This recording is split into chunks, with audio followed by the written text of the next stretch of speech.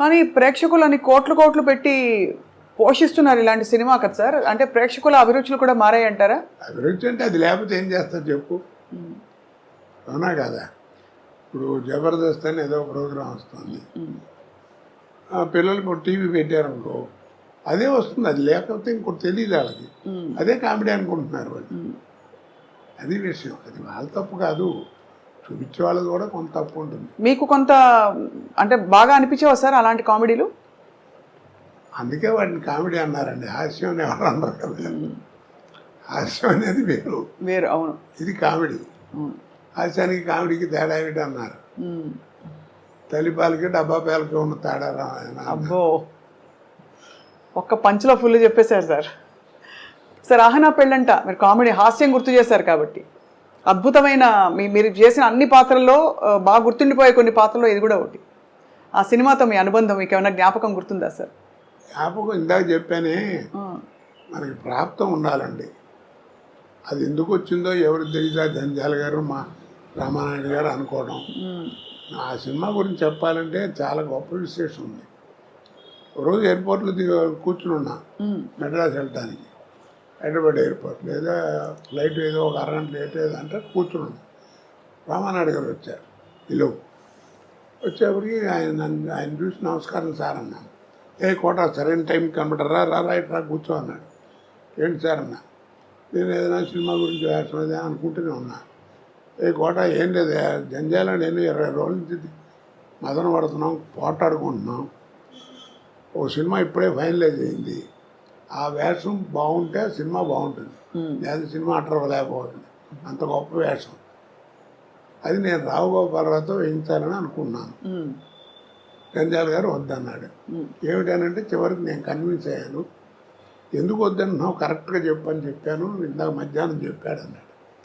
ఏంటన్నాడు, గోపాలరావు నువ్వు ఎంత అగ్లీగా తయారు చేసినా ఆయన మొహం రిచ్గానే కనపడుతుందండి, ఆ కలరు అది ఆ వ్యవహారం, అది చూడంగానే నికృష్లా కనపడే ఫేస్ కావాలి, అది ఆయనతో కాదు, నా మాట వినండి, నేను కోటతో ఇస్తాను అన్నాడు. అయ్యో, ఆ ఫేస్లో ఆ వాల్యూ ఉండాలి, అది నటుడి యొక్క లక్షణం, అది కనపడాలి అని అన్నాడు. కన్విన్స్ అయ్యాను. ఆ వేషం నువ్వు చేయాల్సి వస్తుంది, ఒక 20 రోజుల దాకా కావాల్సి వస్తుంది, డేట్లు జాగ్రత్త ఇవ్వు, చాలా మంచి వేషం అన్నాడు. అలాగే అన్నాను, వేషం చేశాను, అయిపోయింది. మీకు తెలిసి ఎంత అఖండమైన ఓపెనింగ్ ఫ్లోర్ ఇక్కడ రామానాయుడు గారు స్టూడియోలో ఫ్లోర్ ఓపెనింగ్.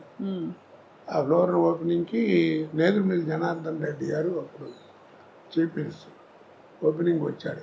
రిబ్బన్ కత్తిరించబోతుంటే నాయుడు గారు ఒక్క నిమిషం ఆగించారని, కోటాకు ఉన్నాడు పిలవండి అన్నాడు.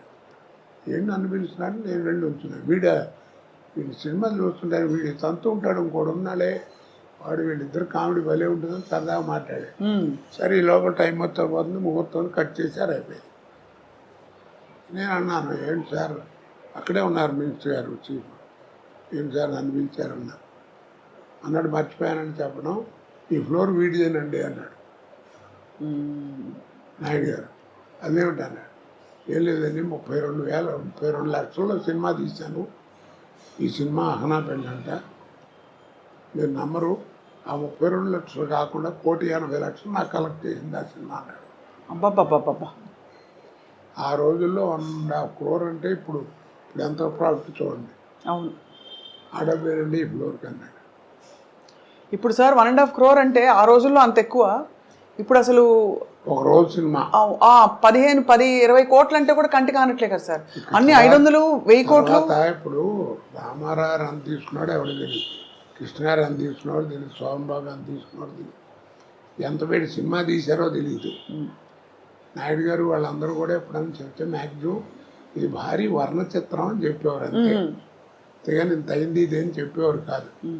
అది కాదు కదా, సినిమా ఓపెనింగే మైక్ పట్టుకుని ప్రొడ్యూసరే చెప్తుండే, ఇది 400 కోట్లు అవుతుందండి, ఒక 5-6 కోట్లు ఎక్కువైనా నేను భరిస్తాను, చాలా మంచి సబ్జెక్ట్ అది ఇది. ఆ లెక్కలు ఎవడికి చెప్పుకోవాలి, ఇన్కమ్ ట్యాక్స్ కూడా చెప్పుకోవాలి, మనకెందుకు. ఇందాక చెప్పానే, సినిమా చూసేవాడికి నువ్వు ఎంతలో తీసేవాడు ఎవడికి కావాలి, సినిమా బాగుందా లేదా. ఇప్పుడు చిన్న సినిమా 4 కోట్లు తీసిన సినిమా 40 కోట్లు వసూలు చేస్తుంది, దానికి ఏమంటా నువ్వు, ఏమండి. కరెక్టే సార్. కాబట్టి అలా చేయకూడదు. నువ్వు చెప్పుకోవడం సినిమా అవసరం అయిందండి, సబ్జెక్ట్ కావాలి అందుకని రిచ్గా తీశాను, అది వేరు. భారీ వర్ణ చిత్రం అని చెప్పడం వేరు, ఇలా చెప్పడం వేరు కదా. అవునవును, అది అది లెక్కలు, ఆ లెక్కలతోటే ఆ సినిమా సత్తా ఏమిటో చెప్పే ప్రయత్నాలు జరుగుతున్నాయి, వాస్తవం సార్.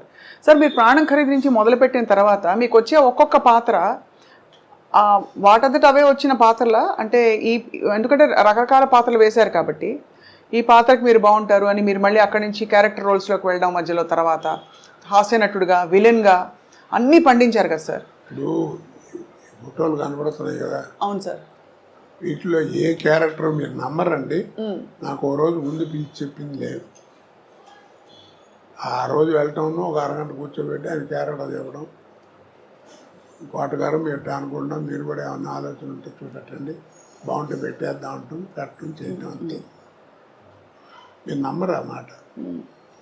ఆ టైం కూడా లేదండి. కాకపోతే నన్ను కన్సల్ట్ చేసిన 4-5 వేషాలు ఉన్నాయి. అవేంటంటే ఆ బట్టలు చేయటం న్యాచురల్గా ఉండాలి. అవును, గంజాల గారి సినిమాలో వాటిలో విగ్గులు యాక్సెప్ట్ చేసేవారు కదా. వాళ్ళు 4 సినిమాలు చేస్తున్నాం, నీకు విజ్ఞానం అనేది ఎక్కడ ఉంది ఏంటి చూసుకుని ఆ టైం చూసుకుని సేవ్ చేసి కరెక్ట్గా పెట్టేవారు. అంతే తప్ప నాకు మిగిలింది ఏమన్నా అన్నీ అక్కడికక్కడ ఆన్ ద స్పాట్. అంటే ఒక రోజులో సార్ మీరు బిజియెస్ట్ టైంలో ఎన్ని గంటల ఎన్ని కాల్ షీట్స్ ఉండేవి? నేను మ్యాక్సిమం 4 చేశానమ్మా. 4 సినిమాలు 3 స్టేట్లో పనిచేశాను ఒకరోజు. ఒక్క రోజులో కన్నడ, పొద్దున హైదరాబాదు, మధ్యాహ్నం తమిళ, ఈవినింగ్ బెంగళూరు. పెళ్లి చేసి మళ్ళీ మార్నింగ్ వచ్చి హైదరాబాద్ ఎయిర్పోర్ట్లో స్నానం చేసి మళ్ళీ షూటింగ్ వచ్చాను. మద్రాసులో ఉండేవాడిని. ఇప్పుడు ఇంత సెక్యూరిటీ లేదుగా అప్పుడు. అవును, కానీ చాలా ఎంత విస్తారమైన కెరియర్ సార్ మీది. మీకు బాగా ఇష్టంగా మీరు పనిచేసిన దర్శకులు ఎవరు సార్? నేనే కాదండి, ఒక విషయం చెప్తాను, అందరికీ చెప్తాను ఆర్టిస్టులు విసుక్కోకుండా. ఇప్పుడు కూడా ఇప్పటిదాకా షూటింగ్ చేస్తే మళ్ళీ రమ్మంటున్నాడు అనుకోదానికి, అట్లా విసుక్కోకండి. ఏ అంటారు ఏం లేదు, ఆర్టిస్ట్కి ఒక టైం అంటూ వస్తుంది. ఇక ఆ టైం వచ్చిందంటే నీకు టైం ఉండదు. అంతే, గొప్ప మాట సార్ అది. ఆ టైం వచ్చిందంటే టైం ఉండదని. టైం ఉండదు నీకు, అంతే.